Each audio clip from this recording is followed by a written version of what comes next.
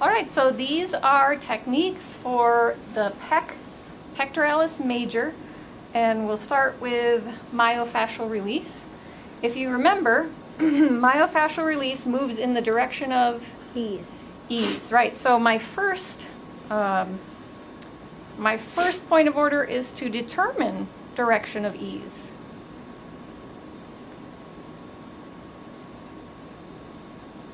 I'm going to raise the table a little bit.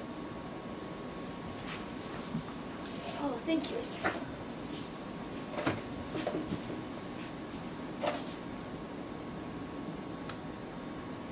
So I feel like it's more restrictive going this way. So my myofascial release will be coming laterally. And remember, it's as much of a whole hand contact as you can get. And of course, we're being aware that there's also breast tissue. So I'm going kind of right over the collarbone, the clavicle, and I'll just laterally glide the superficial layers. Is that okay with you? Mm-hmm. What are some other myofascial techniques that you remember? The J. Oh, the J stroke, yes. The transverse. Yep. Two hand, cross hand glide. That goes like this, like the continued. Yes, nice. Ooh, that would be good right here. Huh?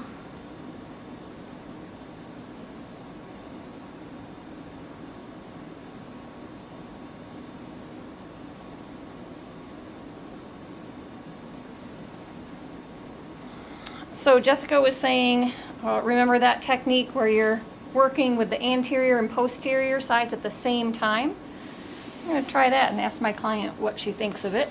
So I'm still moving laterally with my top hand, but because fascia runs all the way around in every which way, I'm going to move medially with my posterior hand.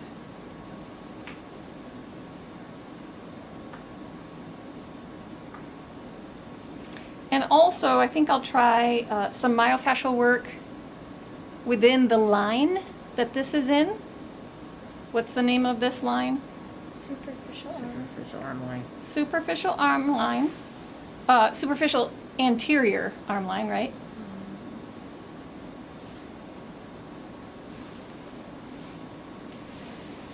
And I'm going to recheck.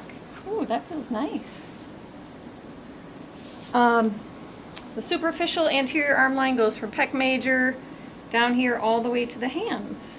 So you could even do some myofascial work along this whole line and still be affecting here, right? There's some real resistance this way, so direction of ease this way. Did I do that right up here? Did I do it in the direction of ease? Okay. All right, so you get the idea. I want you to play around a little bit with a little myofascial work on the pec major and in the superficial anterior arm line, okay?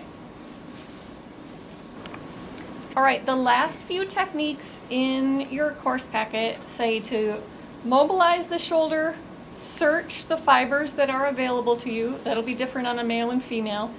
And then sift the fibers, and then do active or passive engagement. So I'll demonstrate all of those and send you off. Mobilizing the shoulder really, it's not a mobilization like a osteopathic doctor would do or a chiropractor would do. It's just, really it's just jostling, right, to help them relax. So I'm supporting posterior and anterior, and it's a slow, repetitive relaxation kind of thing. Because rocking really is calming, right? Oh, can you pause, please? All right, our next techniques will be compression, which can be considered a kind of myofascial technique. I think you learned this one in 131, where you kind of compress on both shoulders. Mm-hmm. So you can do that same thing with the intention of connecting with the pec major. So compression just below the clavicle. So here's my client's clavicle. And I'm going to do compression just below it with my fists. It can be alternating, or you could just work on one if you wanted. And I'm trying to imagine myself connecting with the superior tissue and then dragging it inferiorly.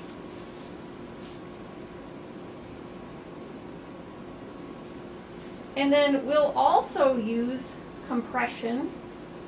This would be the superior attachment, right? We're going to use compression for the sternal attachment.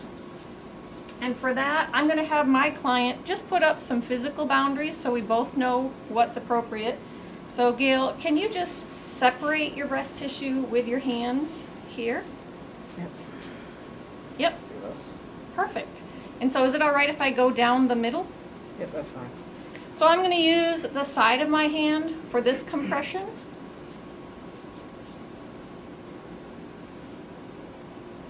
Is that okay?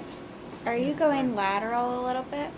Like No, when I'm you going do a it? little bit superiorly. Okay, I couldn't tell. So I make connection and then drag it just a little bit, which is what you always do with compression.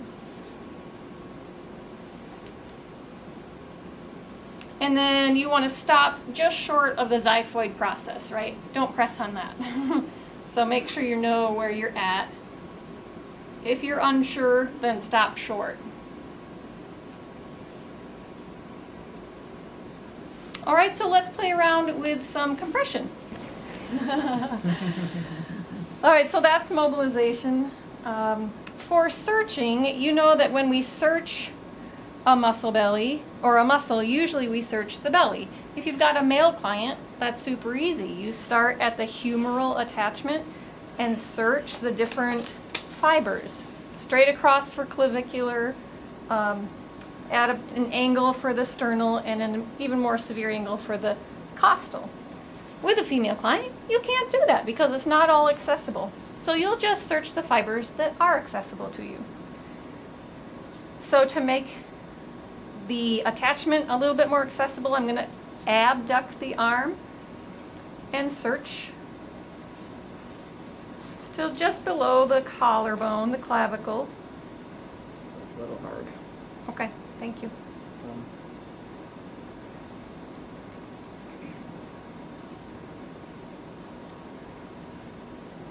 And if I were concerned about boundaries with my client, I could say to my client, with your left hand, can you just place it here so that we both know where the boundary is?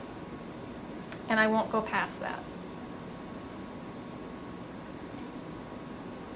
So mostly you're going to get the clavicular muscle bellies. But that's a good, at least on this client, that's a good like 3 inches of the upper fibers. So we're looking Thanks, you for can put that trigger down. points, right? What's that? We're looking for trigger points? Yep, when you search, you're looking for either a taut, palpable band that feels like a little P, or the twitch response or jump signal. Is it okay to use your fingers? while Yes. search- Okay. Yes, you can. I use my thumb. You can use your fingers. And then we'll also be able to access these muscles by sifting. This can be tricky if your client is very ticklish because my thumb is going to be in their armpit. So if they're really ticklish, it might just be more of a cross fiber drag. But if you're able to, you can put your thumb in the armpit and then sift through those fibers. It's just like if you were sifting through your upper traps, right? And so usually you can do about 3 passes. It's slow. You're looking for adhesions or trigger points, and if you find them, you stop and hold. Pressure okay? Okay. And if you remember, there's active and passive engagement. I could do that while I'm searching, or I could do it while I'm sifting. Yes, so passive engagement would be me moving my client's arm. Another term for this is pin and stretch. So I'm kind of pinning the muscle fiber and then adding a stretch. This will depend on your client's range of motion. If I wanted to go up a notch on the ladder of intensity, I could ask my client to do this same motion at this same speed with your own strength. And it'll probably feel a little bit more intense to them because she's recruiting more fibers underneath my hand. That's good. All right, so I want you to go back and practice searching whatever muscle fibers are available to you, and then sifting with active and passive engagement. So before we go into stretching, I'll show you one more technique that I forgot about. So this is with the arm abducted just a little bit. You'll place the upper hand, the hand closer to the head, on the superior attachment at the humerus, and the lower hand on the ribs. And we'll do two things. First, we'll alternate compression. And my compression, my intent is to pull these ends away from each other. So this hand is going this way, this hand is going that way a little bit. Is on the ribs like a little lighter? Yeah, I mean, I'm just giving alternate compression. And then I'm going to compress simultaneously and pull away from each other.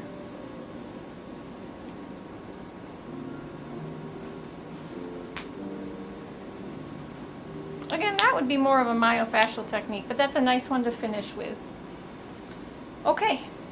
We are kind of lopsided Yeah. in general. All right, so Try this again. for pec major PIMR, maybe scooch just another inch to the side of the table. Great. And you can scooch legs medially if you want to. So we'll do 3 different angles to get all 3 different strands of the pec major at 60, 90, and 120. 90 is like straight out like a T-bar. 60 is a little below, 120 is a little above. So thumb is up, rotated laterally, externally. And I'm going to go to the end, soft end feel, and then ask my client to resist me. 5 or 6 second hold, and then relax. In addition to just pushing the arm, I'm giving a little bit of traction down toward the floor and some myofascial traction here at the upper arm. So I'll repeat that. Don't let me move your arm. And relax. And then once more.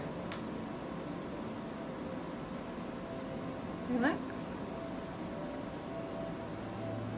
Great. And then I would repeat 3 times in the 90 degree and 3 times in the 120. Careful when the arm's way out here. The shoulder's really vulnerable and mobile. Go ahead and scooch back to middle.